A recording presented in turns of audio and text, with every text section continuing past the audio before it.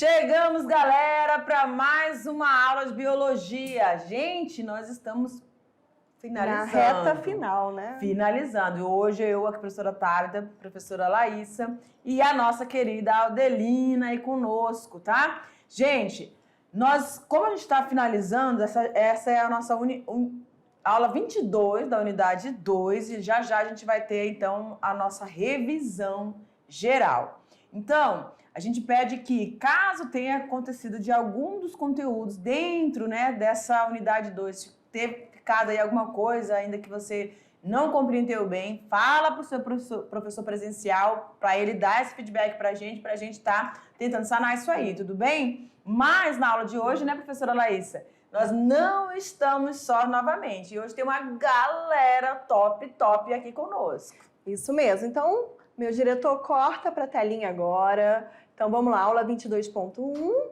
Vamos homenagear o pessoal da escola Ricardo Catanhede, do terceiro ano D, de Ariquemes. Tereza! Grande beijo, abraços aí no coração. Bastante meninos, hein, nessa turma. E um longo abraço aí, professora Tereza, isso mesmo. Prosseguindo aqui, nós temos o pessoal da escola Marechal Rondon, Distrito de Vitória de União, Corumbiara, da professora Silvana. Foto, bem descolado. Não, e assim, né, em campo, muito legal. Forte abraço, beijo Silvana, no coração beijo de vocês. E abraço a todos vocês, galera. Isso mesmo, prosseguindo aqui, pessoal da escola Plácido de Castro, da professora Rubi Meire, Jaru. Mais uma vez aí, obrigada pela participação, pelo empenho de vocês. Grande abraço, forte beijo aí pra professora. Né? Olha lá. Pois não é? Professora Rubi Meire, até mais. Beijo. Beijo. Tem mais. Escola Moacir Caramelo, Chupinguaia. Tá, turminha que eu gosto. Vilhena, professora Maria Bofim. Mais uma vez aí, uma turma grande, hein, professora Tata? Tivemos o prazer de conhecê-la ali. Justo. Galera, olha, turma maravilhosa, bonita também, hein? Grande. Turma grande, olha que bonito. As turmas que estão aparecendo aqui, uns terceirões grande, né? Que são terceirões mesmo, né, professora? Isso mesmo. Prosseguindo, nós temos a escola Ricardo Catanhede, da extensão Jorge Luiz Moraes, de Ariquemes, da professora Maria Cláudia. Forte abraço. Beijo, professora Cláudia.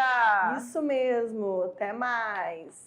E aí o pessoal da escola Costa Júnior, governador Jorge Teixeira, da professora Seni. Olha lá de fundo, eles estavam na aula de mimetismo, né? Foi aquela hora, já gostei aí desse fundo aí. Então, forte abraço, beijos no coração de vocês, turmas. E eu já gostaria de agradecer a todas as participações, tanto dos professores presenciais quanto dos alunos que vieram conosco, né, professora Tabita? É isso mesmo. Então, agora vamos começar com a aula 22.1, onde a gente vai tratar dois grandes assuntos. Muito maravilhosos esses temas, que é a biopirataria. E além da biopirataria... Opa, já passou aqui, olha, já deu o spoiler aqui. Além da biopirataria, né? Olha aqui, deixa eu ver aqui, deixa eu marcar aqui, que esse marcador tá brincando comigo. Agora vai, professora. Biopirataria de plantas e animais. Vamos falar sobre conservação e preservação ambiental. Só dando uma ênfase aí, esse tema, biopirataria, ele pode ser tanto assunto cobrado na biologia, na parte, né, das ciências da natureza, dentro do Enem, como também pode ser um assunto para, de repente, você discorrer numa redação aí. Então, olha aí que interessante. Não é só um assunto exclusivo da biologia, mas pode estar voltado aí a abranger vários aspectos. Então, o que você pensa, aluno, quando a gente fala assim de biopirataria? O que vem na sua cabeça? Piratas? Eu, quando era menorzinho, quando alguém citava esse assunto, eu já pensava assim, eita, é um monte de pirata fazendo alguma coisa, roubando alguma coisa, mas não deixa de ser, né? Mas vamos pensar no conceito. Mas antes é interessante aqui a gente mostrar essa imagem onde mostra a exploração, né? A exploração aí de animais, nesse caso aí, né? A pele, o casco. Então a gente já começa por aí, através dessa imagem, a gente já começa a observar a exploração, isso mesmo. Prosseguindo, né? A biopirataria é a exploração ou apropriação ilegal. Tá? Gravem isso aqui, ó, ilegal, de recursos da fauna e da flora e do conhecimento das comunidades tradicionais, né? Comunidades indígenas. E eu posso até acrescentar, né? Além dessa lâmina aí, hoje, né, a gente já tem a lei da biodiversidade, que é a 13123. Olha aí, eu tô quase na área do direito, já tô indo aí. Não, tô não, calma aí, vou continuar aqui na biologia por enquanto. Essa lei, gente, ela fala também que a biopirataria, ela pode ser a apropriação de conhecimentos também relacionados a patrimônio genético. Sim. Não fica só em fauna e flora, subsídios, mas também, né, em bancos genéticos. Sim. Essa apropriação ilegal. Sempre, né, grifem, pense nessa palavra, ilegal. E quando a gente fala dessas comunidades tradicionais, a gente tem que lembrar do conhecimento empírico de cada uma dessas comunidades, né? A gente tem que lembrar que existem muitos povos tradicionais aí que falam da questão, por exemplo, de ervas, de extração, né? Então, tudo isso faz parte. Se alguém chega na comunidade alegando ser um pesquisador, e muitas vezes você não tem como ir a fundo, procurar saber se de fato aquilo é verdade ou não, e aí você acaba sendo ludibriado ali numa conversa e ele acaba extraindo muita riqueza de informação, de conteúdo, né, trazido ali ao longo de gerações, né, professora Laísa? Isso também é uma apropriação ilegal. Isso mesmo, né? Essa questão, mesmo essa comunidade não tendo, como é que eu vou dizer, artifícios científicos para falar, por exemplo, vamos dar um exemplo bem clássico aqui, né? Os nossos chás aqui amazônicos. Nós temos muitos chás com várias propriedades medicinais, mesmo não tendo um artigo científico, muitas vezes feito por uma comunidade tradicional, né? Muitos, eu posso dizer, traficantes, né? Que se apropriam desses extratos, às vezes pegam isso ilegalmente, essas essências, e levam para seus países de origem. Lá eles fazem o que a gente chama de patente. É como se eles falassem que o produto não é da comunidade originária, mas sim deles. Vamos ver alguns exemplos posteriores aí nas próximas lâminas que vão mostrar, né, esse tipo de apropriação. Isso que a professora falou bem importante, interessante, galera, porque o fato de quando você cria alguma coisa, você tem o poderio sobre aquilo de patentear. Mas só que as comunidades tradicionais, elas não têm esse conhecimento, né? Então, o que acaba acontecendo? Para isso existem essas leis que vão tentar assegurar, né? Elas devem assegurar esse direito daquele conhecimento permanecer naquela comunidade. E caso ela seja compartilhada, porque a ciência, o conhecimento, ele deve ser compartilhado. Porém, um feedback para a comunidade, para a população, isso tem que ser bastante divulgado, não só no meio científico, como a gente costuma dizer. Tem sim, eles foram lá, pegaram sementes, falaram tudinho, publicaram, e aí o feedback para aquela comunidade, né? Eles viram uma vez na vida aquele povo e nunca mais. Então, isso também tem que ser pensado e trabalhado quando a gente fala nessa questão dessas apropriações ilegais. Isso mesmo. Prosseguindo aqui, a biopirataria, ela acontece em qualquer país do mundo, né? Não se remete apenas ao Brasil, mas a qualquer país onde existe essa grande biodiversidade, fauna, flora, esses conhecimentos aí empíricos, né, dessas comunidades tradicionais. No Brasil, o tema ganha uma dimensão enorme devido ao fato de ser o país com a maior biodiversidade do nosso planeta e de que aqui ainda há um potencial muito grande inexplorado, principalmente no nosso bioma amazônico. Mas é interessante lembrar para vocês que o nosso país, ele vem sendo explorado há anos, desde quando? Desde 1500. E assim, a gente pode dar um exemplo bem clássico aqui, que se vocês pesquisarem mais a fundo a esse tema, vocês vão ver a questão da exploração do pau-brasil, né? Em 1500, eles nem sabiam que aquela exploração hoje é caracterizada como uma biopirataria, mas já acontecia isso há muito tempo, e não só no Brasil, né? Em qualquer parte do mundo. Essa exploração aí de especiarias, principalmente também na Ásia, a gente tem na questão da África, questão das Índias, né? A canela, é muita coisa, tem muita aí por trás desse comércio ilegal. Prosseguindo aqui, né, o Brasil possui potencial genético que atrai a atenção e o interesse de indústrias alimentícia, têxtil e farmacêutica de diversos países, né? Nossa flora, fauna também, ela é muito rica. E óbvio, né, que vai ter interesse comercial de todo o nosso planeta para exploração, né? E tem o detentor, que é o que explora, né? Acaba explorando aquela comunidade de repente tradicional ali que nem sabe que está sendo muitas vezes explorada e ali ele está se enriquecendo. Né? E vocês vão ver mais exemplos aí também. A gente trouxe essa imagem aí de um anfíbio, né? É a filomedusa, que se enquadra aí dentro dos anúrios, uma perereca. Ela é um dos anfíbios que é bastante utilizado em algumas comunidades indígenas, né? Em relação ao que eles secretam nessa região dorsal aqui, né? Deixa eu ver se eu colocar aqui. Então, esses animais, eles acabam secretando, parece como se fosse um leite, uma substância para sua defesa. Só que o que acaba acontecendo? Algumas práticas, né, fazem com que eles peguem um pouquinho desse material e aí utilizem na pele. Ele serve como um alucinógeno, né? E tem essa composição química que traz essa característica. Para as comunidades indígenas tradicionais, você vai ter esse uso para, por exemplo, para fortalecer o sistema imunológico. Tem toda uma cultura por trás dessa situação. Mas existe também pessoas que acabam, porque é um animal bem diferente, né? É lindo. A filomedusa é uma das minhas pererecas mais preferidas, elas são lindas mesmo. Elas caminhando, gente, parece um balé, coisa mais linda. Mas elas são, então, exploradas. E aí acaba acontecendo que numa dessas coletas desse animal, por essa curiosidade com essa secreção que elas liberam, pode até matar o animal. Então, você vai ter lembra daquela redução que nós falamos nas últimas aulas? Pode ter uma redução do número de indivíduos dessas populações, tá? Isso também é ruim. Prosseguindo aqui, a gente tem um caso famoso, que é o veneno da jararaca, que teve o princípio ativo descoberto por um brasileiro.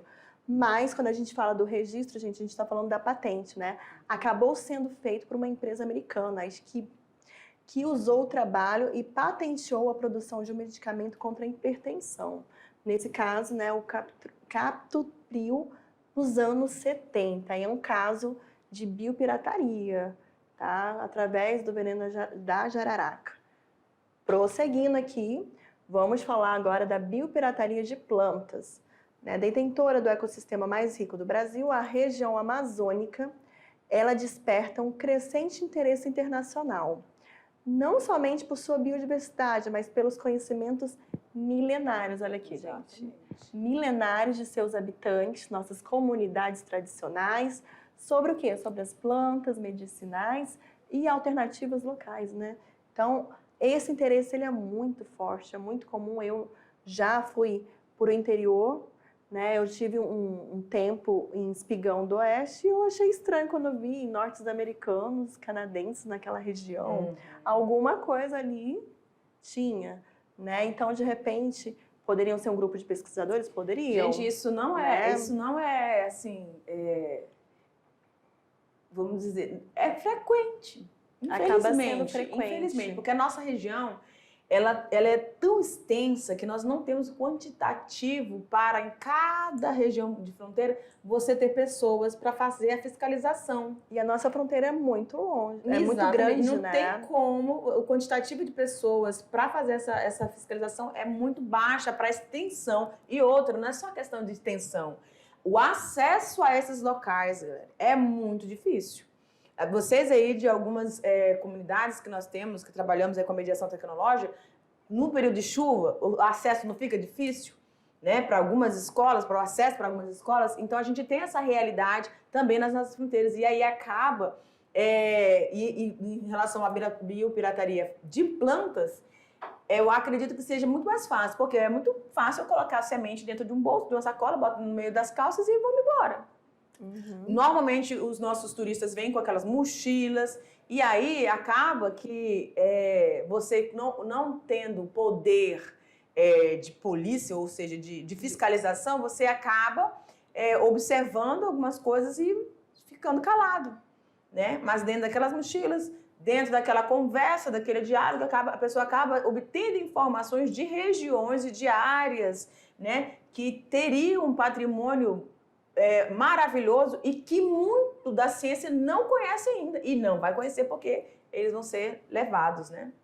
Isso mesmo. Prosseguindo aí, né, o bioma amazônico, ele ocupa cerca de 50% do nosso território nacional e abrange vários estados brasileiros e alguns países vizinhos, né? Só a gente pensar na Amazônia colombiana, na peruana. Mas toda essa amplitude, ela dificulta a fiscalização, sendo um alvo fácil para a biopirataria, né? Então, é uma região vulnerável. A maioria dos recursos naturais explorados ilegalmente pelo mercado internacional, ele é extraído da Amazônia, tá bom? Hoje, né, a gente pode falar que é o bioma amazônico, mas há anos e anos atrás era a Mata Atlântica, outros biomas. Mas a Mata Atlântica foi reduzindo, né? Como a professora falou, né? Houve uma redução da Mata Atlântica e veio essa questão também da exploração do bioma amazônico. É mais um ponto aí, né, a se falar. Prosseguindo aqui, né, a gente tem um dos casos de destaque de biopirataria no Brasil, que foi o contrabando de 70... Olha aí, gente, contrabando. Imagina, quem é que não viu essas 70 mil sementes que saíram da árvore da seringueira, da região de Santarém, no Pará, em 1876, pelo inglês Henry Wickman. Então, aí foi o primeiro, assim, como posso dizer, foi um dos casos que teve uma repercussão, um destaque, né? Através dessas 70 mil sementes, eles conseguiram, né, contrabandear, essa é a palavra, contrabandear a O fato semente. é que quando a pessoa quer agir legalmente, ela dribla mesmo várias situações, porque, para você ter ideia, eles transportam aves. Aves são barulhentas. Só que da forma com que eles transportam, a maioria morre, né? Por isso que eles levam bastante. Morre porque elas são muito sensíveis, né? Só que emite algum barulho, né? E aí, no caso das plantas, né? É complicado mesmo. Mas aí tu fica pensando assim, o contrabando de 70 mil sementes passar assim... Por várias mãos, né? A gente sabe que tem muitas mãos aí por trás, que acabam facilitando isso, facilitou, né? Mais um ponto aí, no caso dessas sementes, olha aí a semente da seringueira, foram contrabandeados para a Royal Botanic Garden, Londres, e após a seleção genética, as melhores sementes foram levadas para a Malásia, a África e outros destinos tropicais. Depois de algumas décadas, a Malásia, olha aí, gente, a Malásia, ela passou a ser o principal exportador mundial do látex, dando prejuízo econômico ao Brasil. Até então, né, a gente teve o segundo ciclo da borracha, e quando a Malásia ela começou a exportar o látex, aí veio a grande crise, né? Aí já faço um paralelo aí com a história de Rondônia, né? Que tem essa questão aí, através dessa exploração, aí o ciclo da borracha se definhou aqui, né, no nosso estado, digamos assim. Prosseguindo, um outro caso clássico é o nosso famoso açaí, né?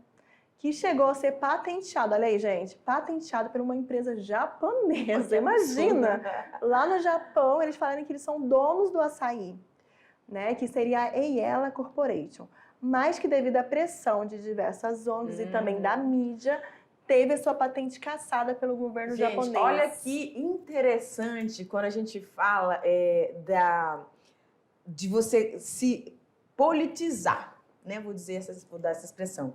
Quando a gente tem as organizações não governamentais, ou seja, as ONGs, e a utilização das mídias hoje, que a gente consegue falar para Deus e o mundo, né?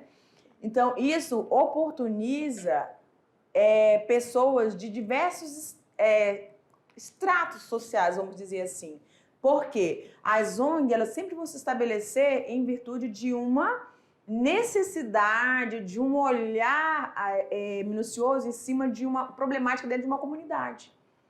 Muita gente gosta de... Eu vou defender aqui as ONGs, porque muita gente olha com maus olhos, mas nem todas, né, que também nem 100% de conduta correta, mas o intuito delas é para ajudar. Então, tem muitas ONGs sérias. Politicamente falando, elas trabalho. vão ajudar. Então, nesse caso aqui é um exemplo. A gente teve o que eles conquistaram, tiveram que abrir mão, né? Sim. Se não fosse essas instituições, você teria mais prejuízos, né? E imagina o prejuízo aqui para nossa região, né? O nosso açaí não ser o nosso açaí mais. Imaginou?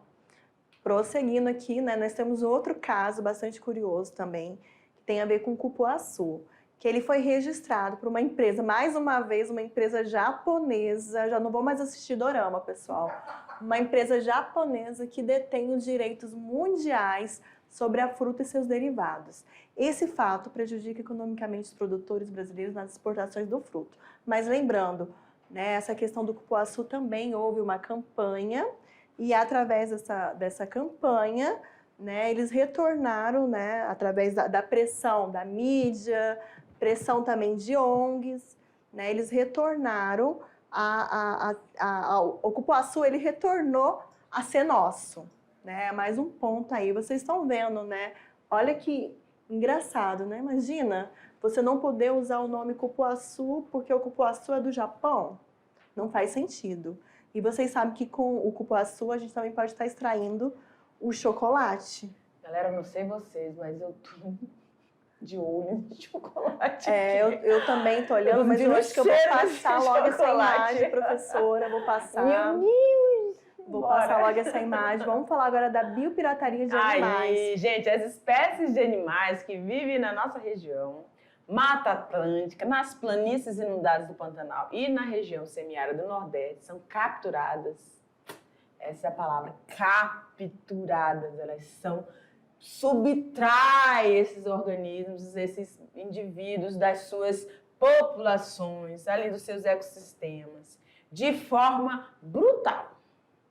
Porque eu acredito assim, quando você vai fazer uma viagem de 4 dias, já é cansativo. Se você for numa poltrona que não tem o mínimo de conforto, você não vai reclamar? Vai, você está pagando, primeiro que está pagando, né? Imagine uma situação dessa, essas aves delicadas, aves, gente, elas têm um metabolismo acelerado, qualquer som incomoda, impacta elas, então elas são muito sensíveis a barulhos, a calor, né? Primeira coisa que vai acontecer com as bichinhas é que elas vão desidratar facilmente, rapidamente. E aí elas começam por um estresse tão grande, elas vão começando a perder as penas, tudo, tá? Então, elas deixam de se alimentar, muitos vão chegar sem vida. E aí ainda acaba, né, que a pessoa que quer o material, quer a espécie, principalmente serpentes, né, agora abrindo paralelo. As serpentes, eles gostam, a bicha tem que estar sem nenhum arranhão, nada, entendeu? Então, são exigentes na sua busca, né? Mas eles são, na verdade... a gente não pode falar aqui. Pois é, né? Isso mesmo. Agora. Prosseguindo aqui, dos animais silvestres comercializados no Brasil, estima-se que 30% eles sejam exportados. Existe um comércio por trás disso aí, legal, tão grande desses animais exóticos, que é triste. Né? Pessoas pagam milhões para ter, né, um animal desse, infelizmente. Então, grande parte da fauna silvestre é contrabandeada diretamente para países vizinhos. Né? Lembram, né, que a nossa fronteira aqui é enorme. Infelizmente, é difícil de controlar, fiscalizar, né, uma área tão grande que é a nossa. Então, eles são contrabandeados diretamente para países vizinhos através de fronteiras fluviais e também os períodos da seca. Destes países fronteiriços seguem para países de primeiro mundo. Então, assim, é todo um esquema por trás, é um sistema aí que tem, né, que de um lado para outro. Porque se a gente pensar assim, gente, olha, a gente tem vários rios e quem trabalha com navegação nos nossos rios amazônicos, enfim, consegue ver claramente que não é qualquer pessoa que consegue pilotar uma embarcação nas nossas redes fluviais, não. Então, a gente diz que a pessoa ela é convencida por uma necessidade e acaba auxiliando, participando dessas situações. Aí vem aquela questão, né? O sistema... É social, né? É uma questão social, econômica social, porque se elas aceitam essas situações, subornos, eu vou ter que falar, não tá ruim, mas é isso aí, dá ruim, porque eles entram nessa situação e acabam facilitando o acesso para essas espécies, né? E tem algumas que realmente facilitam, bora. E é muito triste, assim, é uma aula, assim, que ao mesmo tempo serve de alerta, mas é triste a gente falar dessa exploração dos animais silvestres aqui. Prosseguindo aqui, né, vamos falar um pouquinho das espécies de animais mais contrabandeadas. Eu nem gostaria de falar, né, que são as mais contrabandeadas, eu nem queria que tivesse essa aula sobre pirataria, mas é importante. Nem queria que existisse, né? Mas vamos falar. Mico-estrela, macaco-prego, percebam aí os nomes científicos, eu vou só citar aqui os nomes comuns que vocês conhecem. Preguiça de 3 dedos, tamanduá-mirim, cascavel, o jacaré, a iguana, o pássaro preto, curió, tá bom? Papagaio verdadeiro, o cardeal, são as espécies mais contrabandeadas nesses répteis, aves, desse comércio aí ilegal que nem deveria existir, né? Infelizmente, aí vem a questão, né, da nossa consciência, da conscientização ambiental. Galera. Vamos olhar aqui nos olhos dele, por favor, professora Laís. Vamos lá. Galera, olha só. Essa aula de hoje, ela assim, a gente fica com o coração e com o sangue fervendo. Porque é uma realidade que acontece, a gente sabe que nós temos, se tratando de ser humano, o ser humano é capaz de fazer muita coisa boa e muita coisa ruim, tá? E aí a gente precisa lembrar vocês, que nós falamos em outras aulas, da necessidade de se adquirir. Vocês estão agora no terceiro ano, vocês estão saindo, né? E aí vão pleitear agora as suas profissões, né? Vão começar a buscar as suas profissões, tá certo? E nessa escolha, a gente espera do fundo do coração que vocês, estudantes da mediação tecnológica, também optem, lógico, puxando sardinha todinha pra gente, façam ciências biológicas, porque nós precisamos manter essa chama acesa, que é a da biologia, dos biólogos. O olhar de um biólogo, a atuação do profissional de biologia, tá? É diferente de outras áreas que têm tentado utilizar esses conhecimentos que são trabalhados dentro dos cursos de ciências biológicas, tá bom? Então, essa consciência, esse preparo, esse olhar, esse amor. Porque quando a gente, né, professora Laís, nós falamos com amor de tudo isso, porque a gente sabe da real importância de todos esses organismos, eles estão ali, não é à toa, eles estão inseridos ali porque fazem parte desse ecossistema e da manutenção de tudo isso em estabilidade. Por isso, nós queremos que vocês, estudantes, façam a diferença. É vocês que podem estar fazendo a diferença, seja na sua comunidade, com seus vizinhos, com sua família, tá bom? Então, façam a diferença.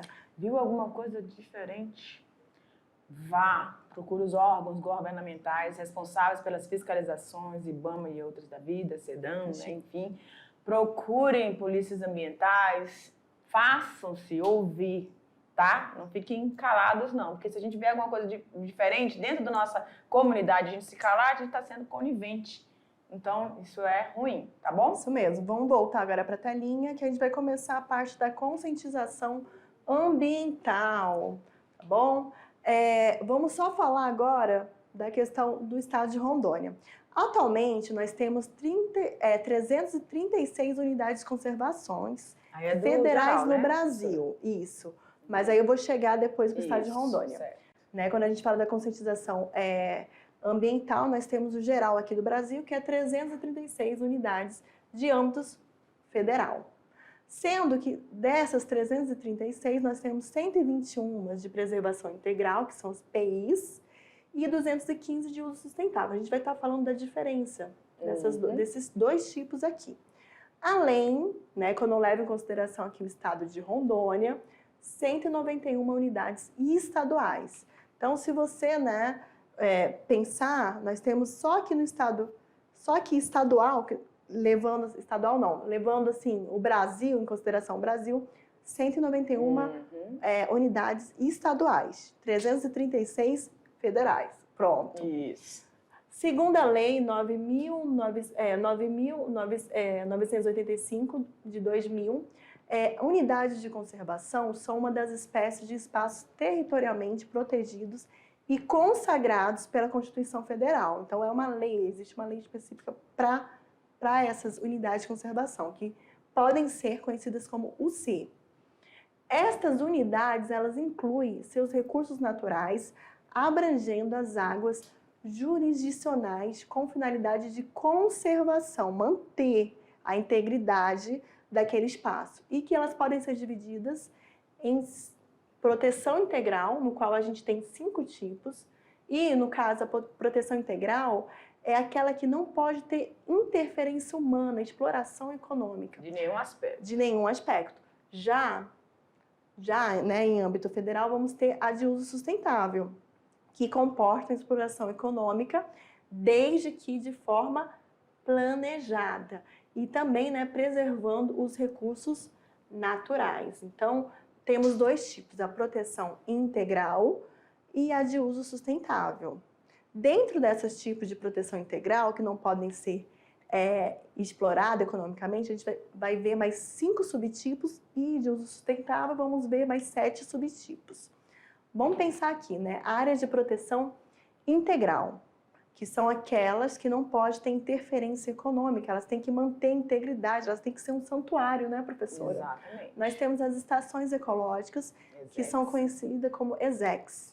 Áreas de domínio público que visam a preservação da natureza e proporcionam um ambiente para o desenvolvimento de pesquisas científicas destinadas à proteção do ambiente natural. Olha aqui, gente. Então, galera, ela pode até ter, né? Nesse ambiente aqui, nessas áreas de proteção, você pode ter sim, tá? Com a permissão, com a autorização, através de profissionais, né, pesquisadores da fauna, da flora, que venham a esses locais, né, devidamente autorizados, para vir desempenhar uma pesquisa, tá bom? Eles podem fazer uso, a sua pesquisa pode ser voltada para a fauna, para os animais ou para a flora. Aí dentro dessa parte de flora pode ser sementes, pode ser oleaginosos, pode ser frutos, enfim, tá? Madeira, né?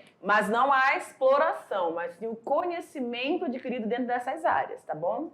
Por isso que a gente fala que não pode ter a exploração econômica, mas no caso é científica, desde que tenha autorização, pode. Normalmente dentro das unidades você vai ter um ponto, né, de apoio, que vai receber esses profissionais, e aí eles são direcionados, eles são acompanhados pelo guarda ali, que vai estar direcionando e verificando exatamente onde eles estão. E, gente, é tudo registrado. Tem um agente fiscalizador tem que dizer exatamente o que... Se ele vai estar trabalhando com a fauna, ele vai falar com a fauna. Mas que fauna? É primatas? São roedores? Quais? Então, ele só pode ser direcionado para esse grupo. Se ele manifestar curiosidade para algum, ele não pode mudar, porque a pesquisa dele é para aquilo ali, tá? Ele só vai ser autorizado pelo que ele pediu. Isso. Vamos continuar aqui, que nós temos as reservas biológicas, que são as REBIO, que são áreas para abrigo de espécies de fauna e flora, podendo desenvolver-se nelas projetos de educação ambiental. Nós vamos ter também os parques nacionais, que são considerados, que são chamados de PARNA. São áreas abertas ao público destinadas a pesquisas científicas e educação ambiental. Olha só que legal. Tanto na REBIO quanto na PARNA, você pode ter, sim, um grupo seleto de pessoas que vão estar enfatizando a educação ambiental. Nesse caso, você pode ter visitação controlada, tem um quantitativo de pessoas, tá? Por quanto tempo e em que momento que eles vão estar podendo fazer essa observação ou essa atuação dentro da área da educação ambiental. Então, em algumas situações você vai ter estudantes, né? Vindo, visitando, mas é tudo muito controlado e os horários para que não cause nenhuma perturbação. Isso mesmo. Prosseguindo aqui, vamos ter os monumentos naturais, o MN, que é a Unidade de Conservação de Domínio Público, que tem o objetivo a preservação de sítios naturais raros e singulares. Vamos ter também, né, finalizando aí, as PIs, refúgios de vida silvestres, que são as REVs, que são áreas públicas ou privadas, sendo que o acesso só é permitido mediante autorização. É mais um ponto. Vamos agora falar das áreas de uso sustentável, que são 7.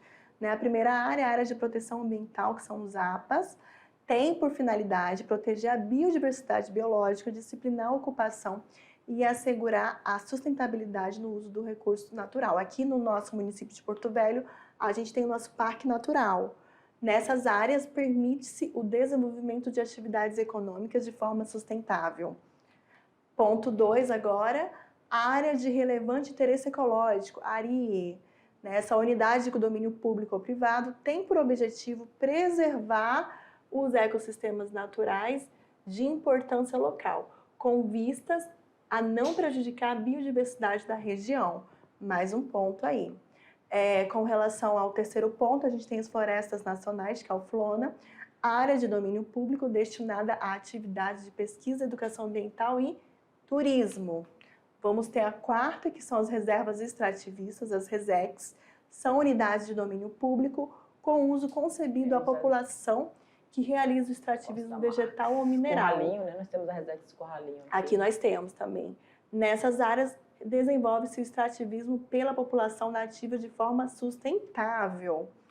Prosseguindo, reservas de fauna, que o objetivo é proteger o habitat de populações de animais, né, espécies nativas, adequadas para estudo científico. Nessas áreas, a visitação ela é permitida. Prosseguindo aqui, a sexta, reserva de desenvolvimento sustentável, que são áreas habitadas por populações tradicionais. Olha a importância dessas reservas, né, que explora os recursos naturais de forma o quê? Sustentável. Prosseguindo aqui, o último, reservas particulares de patrimônio natural, que vão ser as unidades de conservação de domínio privado. Tá? Refere-se à preservação ambiental, né, e paisagística destinadas ao ecoturismo, educação ambiental e também ao lazer. Prosseguindo aqui, vamos observar agora um mapa do nosso estado aqui. Né? O estado de Rondônia, se vocês observarem, onde vocês veem como laranja, hoje eu ia falar amarelo, mas a laranja são as terras indígenas. Olha aqui, gente, nossas terras indígenas, tá vendo? Já esse verde aqui, mais escuro, né? Já são as unidades de conservação federal. Olha a importância delas estarem em volta, próximo às terras indígenas. Vamos ter também esses verdes mais claros. Deixa eu aqui tentar mostrar aqui para vocês. Seriam as unidades de conservação estadual. Vamos ter também, infelizmente, aqui que eu não gostaria de mostrar, né, o desmatamento.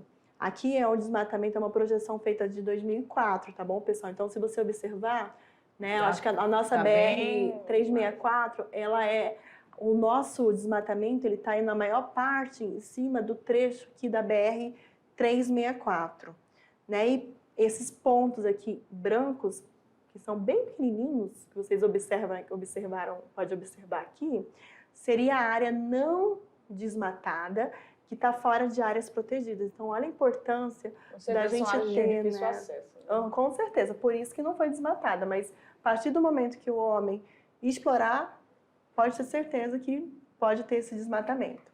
E com relação ao estado de Rondônia, o estado ele possui uma área de 237.765.240 km², da qual 19%, né, dessa área é destinada às unidades de conservação. E segundo o MMA, que é o Ministério do Meio Ambiente, no nosso estado existem 63 unidades de conservação. Dessas 63, pessoal, vamos ter 24 de âmbitos federais, que está relacionado ao Instituto Chico Mendes. São administradas, né? Âmbito federal, né?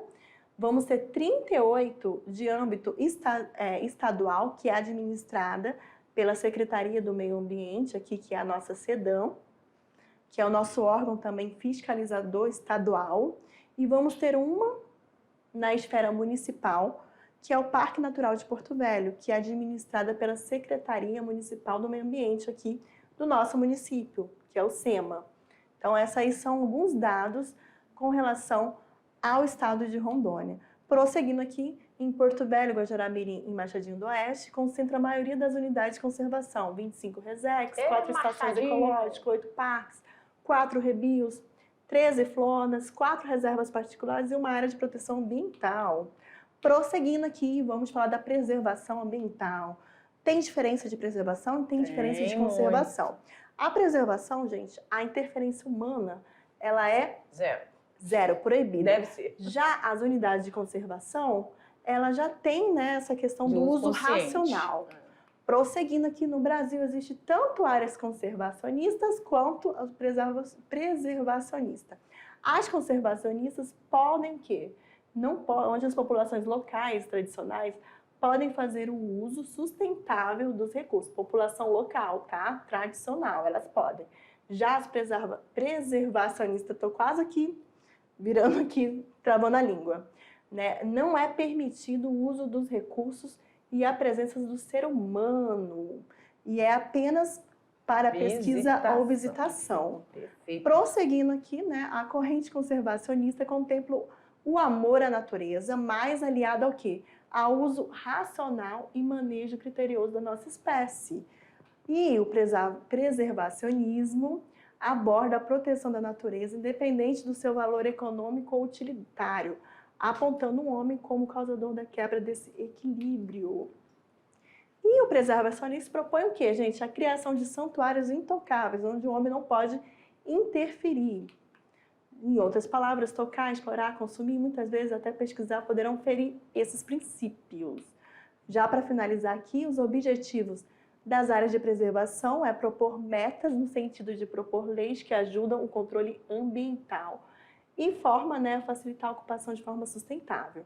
Implantar prerrogativas de lei na prática e administrar o meio ambiente que se encontra essa zona de preservação, fazer a proteção ambiental de APA e fiscalização para punir os exploradores que desmatam o ambiente de forma ilegal. E, para finalizar aqui, implantar ações que foram levantadas depois de pesquisas, conservar a biodiversidade e executar a função de policiar de maneira ambiental. É isso aí, pessoal. Chegamos ao final da nossa aula e até daqui a pouco. Tchau, tchau, galera.